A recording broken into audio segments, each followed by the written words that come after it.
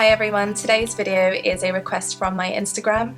Siobhan has asked for me to share with you all some strategies and top tips for the very first lesson with a new class. I don't know about you, but I always get a little bit nervous to teach a new class at the start of the year. So you're not alone, and I'm hoping that the video that I've got for you today will reassure you and build your confidence in planning that very first lesson.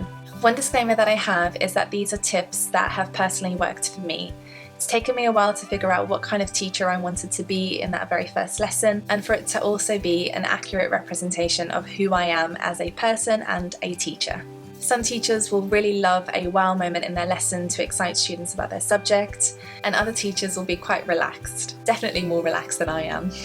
If you're already part of the Broken Chalk family, thank you so much for coming back. I completely appreciate your support. If you're new here, then welcome. I'm Sofia, a science teacher from the UK. I work in a secondary school or a high school if you're from America. Please do subscribe to the channel if you've enjoyed this content and if you have found it useful, and also give it a thumbs up so that other people can reach this content too. So let's get started.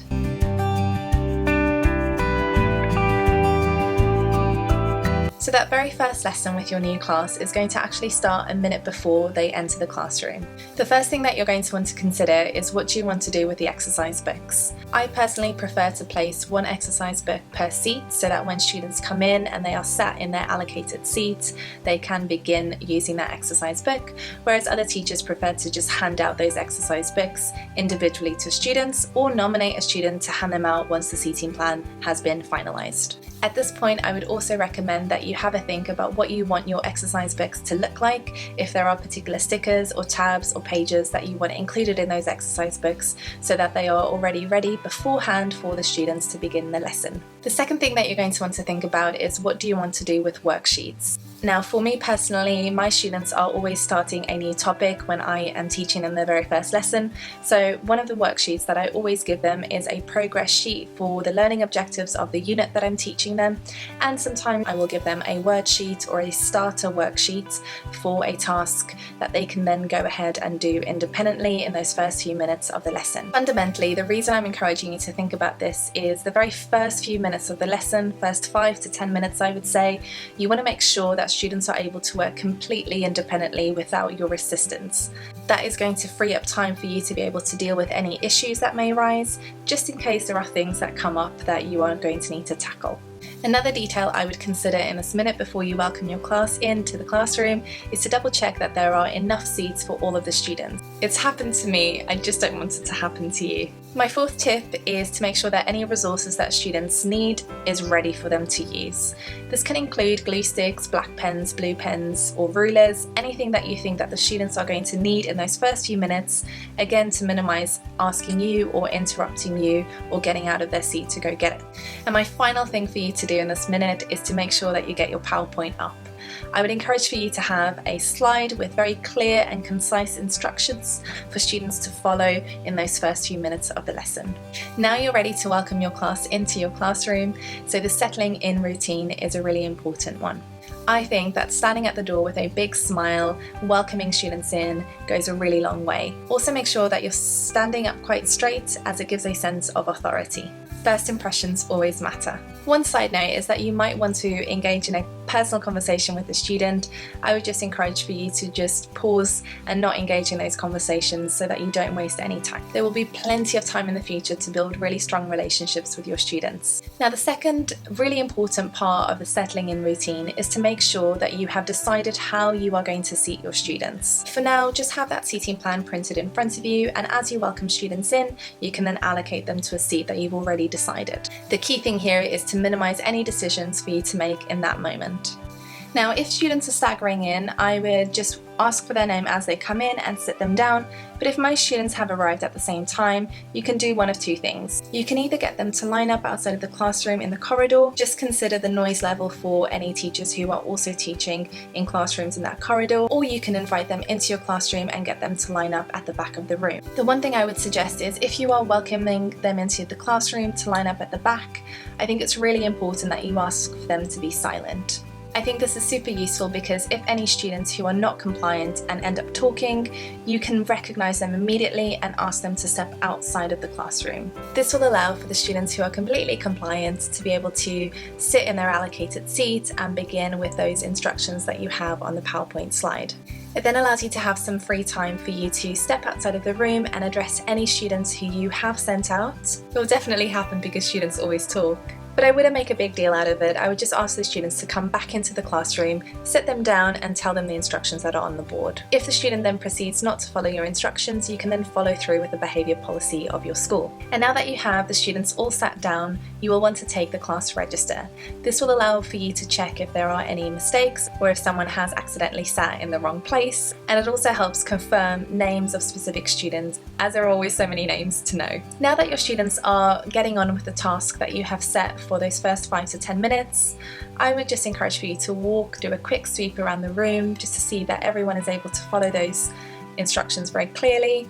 And then you can go back to the front of the room and talk the students through some very brief expectations and routines. The reason why I say brief is that high school students have a huge number of subjects, and if every one of those subject teachers talks through expectations and routines that are likely to be very similar, they are going to be completely saturated. Now that you have all of your students ready to learn, you can now teach them an actual proper lesson. So my advice to you is to make sure that you deliver a really well-planned lesson for this class. The reason for this is that students are really looking forward to learning a little bit more about what you are like as a teacher and what your lessons will be like in the future. So deliver a lesson that is going to represent who you are as a teacher so that they know what they are expecting in the near future. Always include a starter task that is going to be somewhat of a partner talk task.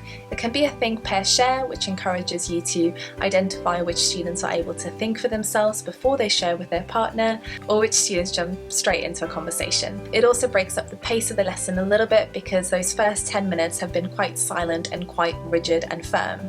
Also pose a really interesting question so that they are able to have some thoughts and opinions of their own that they are willing to talk about. After your starter task, I always recommend that you actually spend about 10 minutes teaching them something very valuable. At this point, students are going to want to take notes so that they feel that they've worked hard mentally but also physically.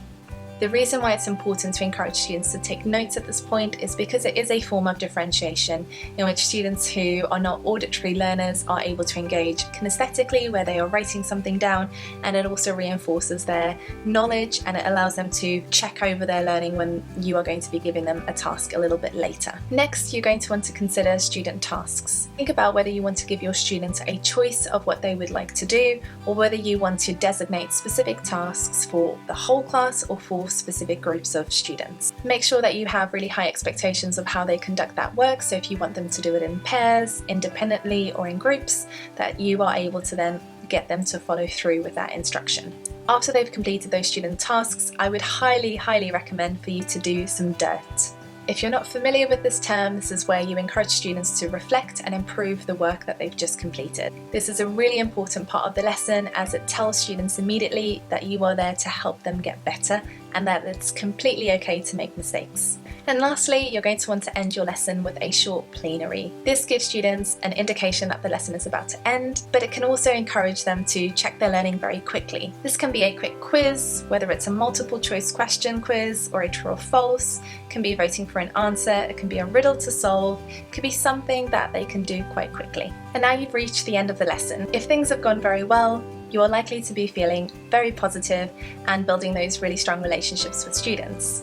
Students might then be tempted to just leave as the bell goes, so you want to avoid them taking charge of that end of the lesson. At this stage, what I'd recommend is that you give a really clear instruction for students to pack up and get ready for dismissal, so that when the bell goes, you can then decide who is ready to leave the classroom in case you need to keep any students behind to have a conversation with them about something that happened in the lesson. It's really important that those instructions are very clear because students at this point are going to be feeling a little bit tired and ready to end the lesson. So make those instructions concise, and if needed, you can repeat them and direct them to specific students who you have already identified might need that to encourage them to continue to go. I would also suggest that for this very first lesson, you actually take in a number of books. You can decide on the spot whose book you would like to take in, whether it's girls, boys, specific grade. I would just suggest that you take those books in so that you can see the quality of the work that the class has produced in the lesson that you had planned for them, and that will help you tailor and plan the next few lessons that you are going to deliver that class. If you don't feel comfortable deciding, you can use a randomizer and that will take the stress off you. And then go ahead and dismiss your students as you please. This can be row by row, could be individual students who are ready. It just sends the message that you are ultimately the person in charge, and it avoids a chaotic ending to what is hopefully a really wonderful lesson. And we've made it! Now, one thing that you might still be wondering is how should you deal with behaviour throughout this very first lesson? I know that people always stress about behaviour, but the one piece of advice I can give you is just stick to the behaviour policy of the school. If there is any time that you will want to be very strict and firm, it is this very first lesson. I think it's far easier to get a little bit more relaxed as you get to know the class than it is to get a little bit firmer over time. So just use this first lesson or the first lessons in these first weeks of the academic year as an opportunity to set the tone for what you are hoping is going to be an incredible year teaching these students. Get them excited about your subject, deliver a high quality lesson, and be firm and consistent so that you are then able to build really strong relationships with your students. I hope you have enjoyed this video, and if you're about to teach your very first lesson with your new classes, I wish you the very best of luck. I'm sure you're going to be great and you'll do amazing, so just let me know how it goes. Have a joyous and a beautiful day everyone, and I will see you soon. Bye!